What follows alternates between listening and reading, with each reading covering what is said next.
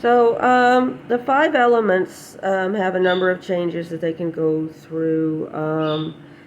They, I'll show you my source on this. I mean, I've discussed this with my guru some, and he understood this too.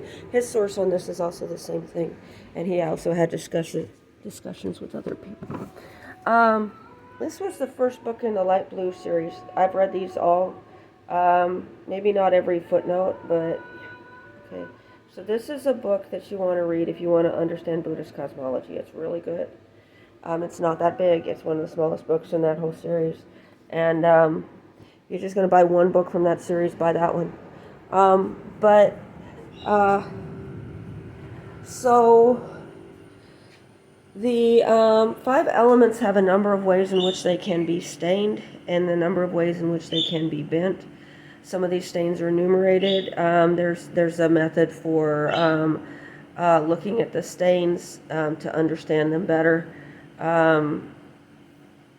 Better our position in the continuum of other universes, other world systems, how energies.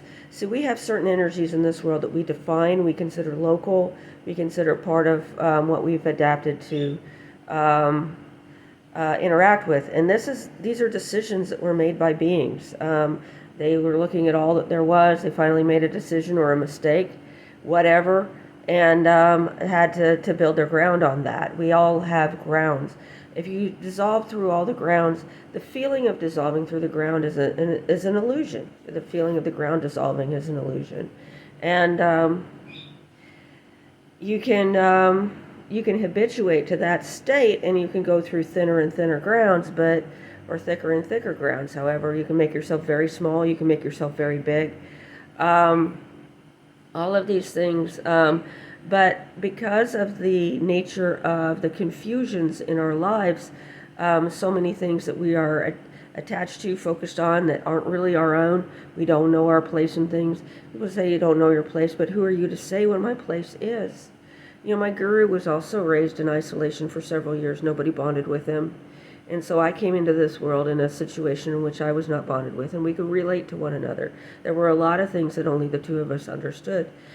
If you were to dissolve my brain in a vat of solvent and try to take it, first of all, you would die. Just like when my mother-in-law was eaten by the children, they all died. But secondly, even if you didn't die, even if you were, a Chakravartin from another world system, you would not be able to comprehend my world.